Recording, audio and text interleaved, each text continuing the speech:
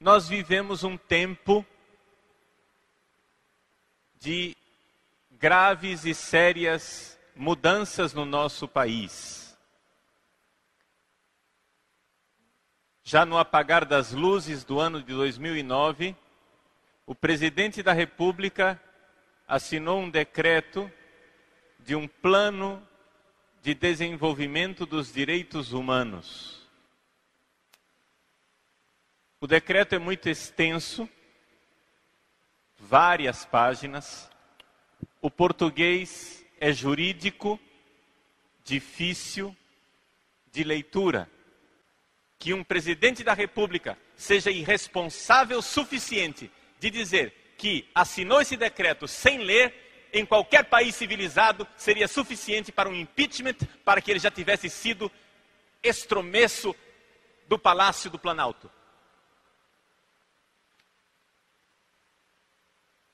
Que um homem assine um decreto desta enormidade e diga que nem sequer leu, é de uma cara de pau tão grande que nós não podemos sequer sonhar com uma coisa dessas. Como, senhor presidente, o senhor não leu? Se todas estas cláusulas que o senhor acaba de assinar estavam no seu plano de governo quando o senhor se candidatou pela primeira vez em 2002. Infelizmente, o nosso país elege presidentes não pelos seus planos de governo, mas elege presidente pelas propagandas eleitorais. Propaganda aceita tudo. Propaganda se faz aquilo que se quer.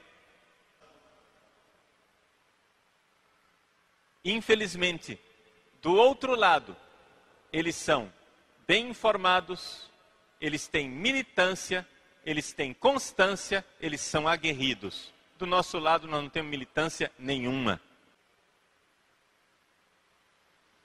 E assim, eles vão instalando esse tipo de aberração no nosso país. Querem que nós aceitemos o apoio total e restrito destes grupos de facínoras que invadem as terras e que tomam conta das áreas produtivas do nosso país para não produzirem absolutamente nada. Este bando de cafajestes chamado MST é o maior latifundiário deste país. E, no entanto, não produzem uma banana. Porque o que querem é destruir simplesmente a nossa sociedade. A eles não interessa minimamente a produção, a eles não interessa minimamente aquilo que seja a ordem, aquilo que seja uma democracia. Nosso governo, que exige de todos nós todo tipo de documento para sequer comprarmos na farmácia ao lado uma cápsula de aspirina, não exige um documento sequer do MST para despejar milhões de reais nessa organização criminosa. Não sei se os senhores sabem, mas o MST não existe juridicamente. Eles não têm sequer um CNPJ. Não existe a pessoa jurídica. Não existe a firma MST. E mesmo estando irregulares, eles recebem milhões de reais todos os anos do nosso governo. E o país, adormentado, assiste à instauração de uma ditadura e à perversão da ordem do nosso país. Nós não podemos permanecer calados diante disto. Não existe partido que numericamente seja representativo, que esteja realmente representando a opinião do povo brasileiro. Infelizmente, os senhores congressistas, infelizmente, os cargos que nós temos no executivo e, infelizmente, também o judiciário, estão todos, pela ocupação de espaço, pela política da ocupação de espaços, estão todos alocados para pessoas revolucionárias, anticristãs de esquerda. Esta é a situação deste país. Esta é a nossa situação. Agora, não esperem os métodos de Hitler, porque hoje em dia não se faz mais ditadura com derramamento de sangue. Hoje em dia, as ditaduras são feitas por revoluções de veludo, como esse decreto que nós acabamos de assistir. As revoluções de veludo que vão lenta e gradualmente comendo os direitos democráticos sem que sequer as pessoas notem isso. Nós estamos sendo governados por uma ideologia que tem a sanha do poder. Eles não irão parar por aí.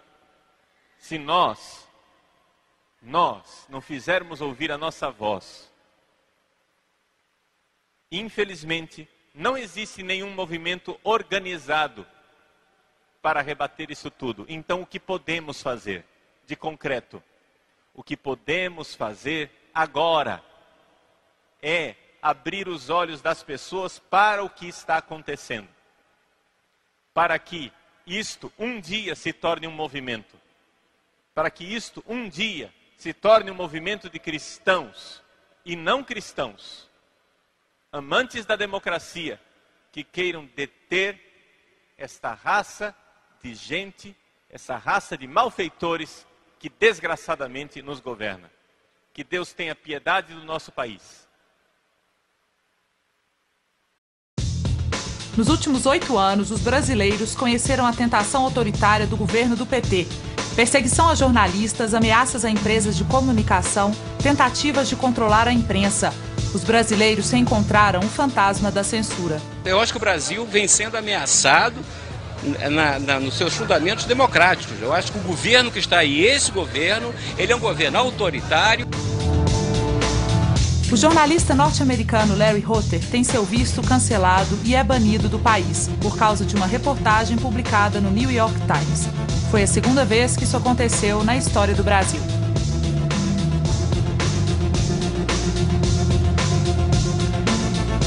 Com a péssima repercussão na opinião pública nacional e internacional, o governo voltou atrás em sua decisão. O governo do PT propõe a criação do Conselho Federal de Jornalismo para fiscalizar e punir jornalistas e empresas de comunicação.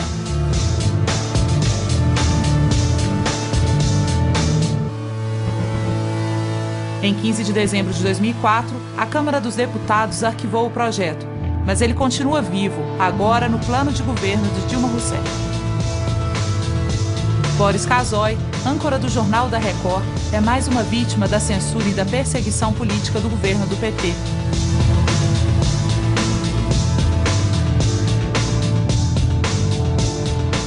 Após pressões do partido, Boris Casoy é demitido. Como se não bastasse tentar calar jornalistas e impor sua ética ditatorial com um conselho, o PT impôs a mordaça também a seus filiados.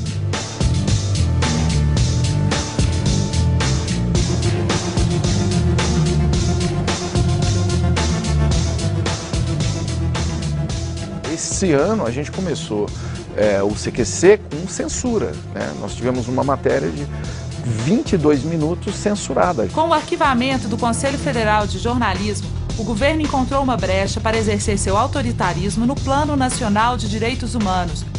O novo texto cria critérios de acompanhamento editorial e um ranking de veículos de comunicação, além do controle de programação de rádio e TV. O decreto que veio do Ministério da Justiça e da Secretaria de Direitos Humanos, sob o pretexto de direitos humanos, além disso, provoca reações da livre iniciativa e interfere na liberdade de imprensa. O grande drama desse plano é que é um modelo muito semelhante ao modelo venezuelano. Então a gente falou de ditadura, hoje a gente vive um período bastante perigoso, porque os caras que lutaram contra a ditadura estão começando a se mostrar uns mega ditadores.